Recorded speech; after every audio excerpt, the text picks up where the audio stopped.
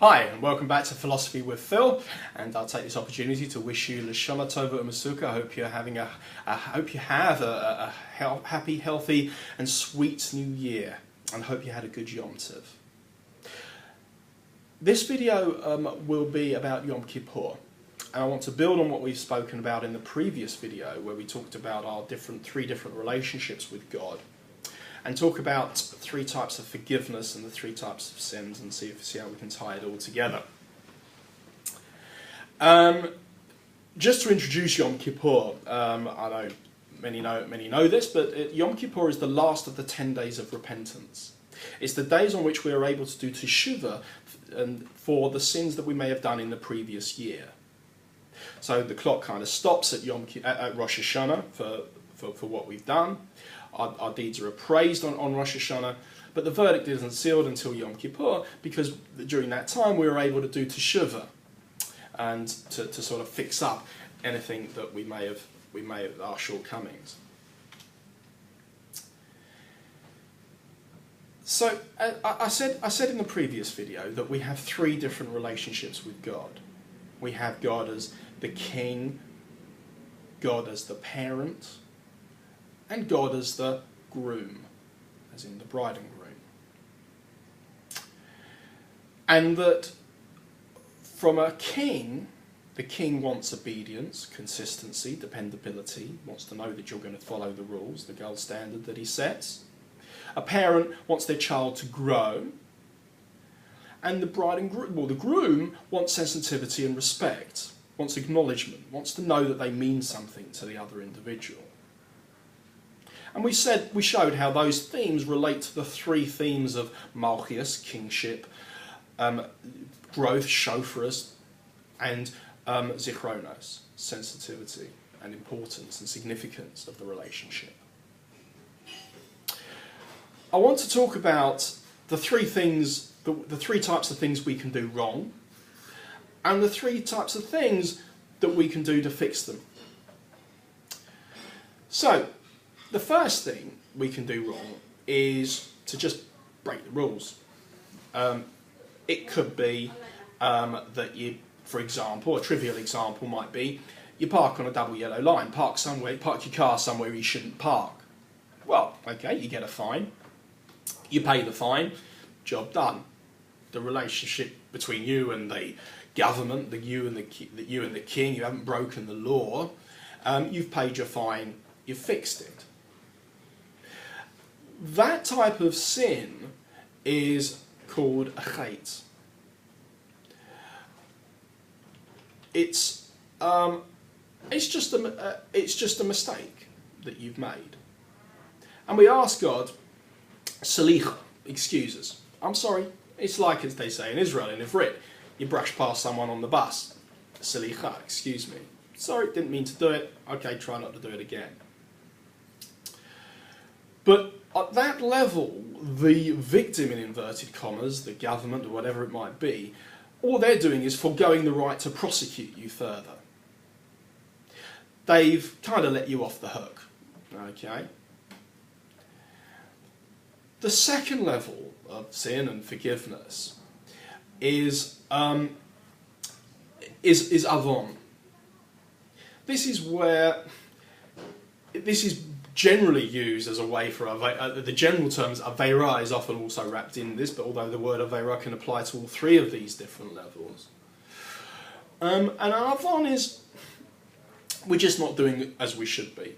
It's part of who we are. We've not grown up being fussy with what we eat. We've not been fussy in how often we daven or whether we daven at all. We've not been. It's just de rigueur. It's just what we call in Hebrew regulus. It's just our routines are just not set in the right way. We're just not ready for that level of enhanced spirituality yet. And we ask God at that level, at the avon level, to just pity us, mechila, chamol, yeah, just bear with us. Okay, just like a parent knows that their child isn't going to be the most fabulous thing they're going to be from day one. They've got to grow. They've got to walk. They've got to speak. They've got to be potty trained, toilet trained, and all of that. There's strengths and growths. So too with us, we say to God, look, just bear with us. We're on a journey. We're trying to improve. We're not there yet. The example I think of is when you're teaching kids to swim. You don't expect them to be an Olympic athlete straight away. You don't expect them to be like, I don't know, Rebecca Addington or Michael Phelps or whatever it is, straight away. So you're judging them at that level. You're judging them against how are they improving. Okay, are they getting better? Are there tunings they can do? Are there things they can do to enhance their behaviour and to grow in the right direction? At that level of mechila, when Avon has been perpetuated, where there's just a way of behaving, if you like, we just say, look, just bear with me. There's no resentment here. I don't hate you. I'm not doing it out of rebelliousness. I don't want to have a distance between ourselves. But it's just I just need time to get it right. The third level. When we talked about, so the first two levels was the king, and the second level was the parent. The third level is the bride and the groom, the spouse. And there we talk about the third level of sin is pesha, which is the worst possible thing you could do in a relationship is to an act of rebellion. I mean, in marriage it would be adultery. To actively go out and do something because you want to trash the relationship. Or because you think you can get something better, or whatever it is. For that, and I have to be honest, from people that I know and I've met, I've had the good fortune of meeting, very few of us do actually make these sort of rebellious, deliberate types of sins. But for that, we ask God, kapara, to forgive us, but to cover over our sin, and not just to cover over it, but in a crazy kind of way to use it as a way of bringing us closer to Him, because we have a tradition that those that sin but then come back again, the relationship can be a lot stronger. It's like with a fractured bone that can often be a lot stronger when it regrows than the bone that was not fractured at all from the start. And that's not to say that we should deliberately go out and do these rebellious acts as a way of coming closer to God. Quite the opposite. God's not after the end result, God's about the relationship. But we're asking God on Yom Kippur to relate to us on this level.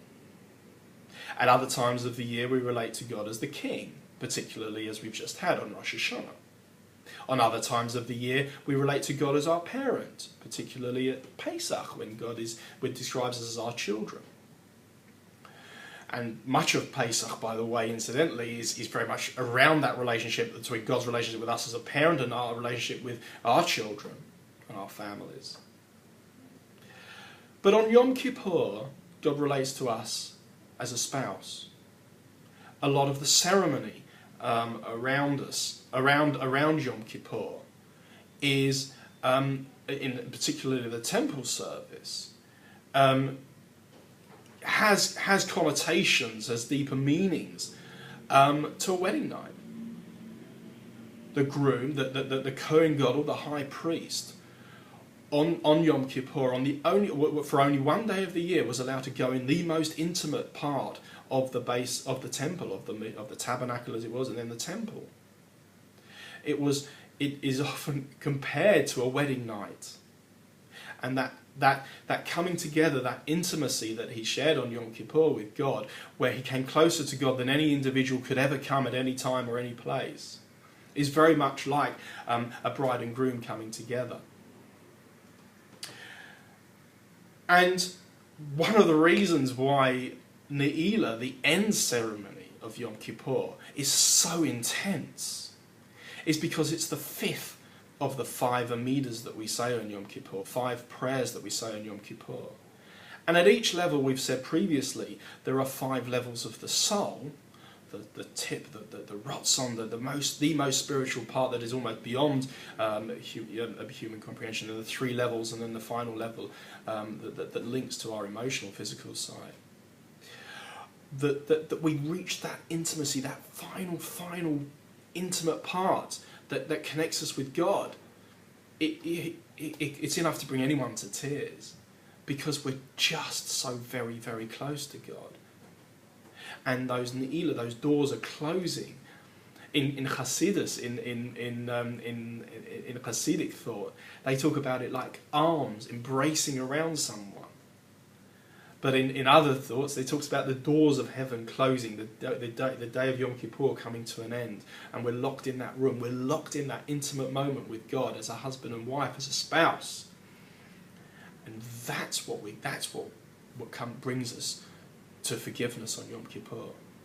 It's not a coincidence that Yom Kippur is tied in with this intimacy. Who could forgive their spouse on the day of the wedding, on the day of their wedding night?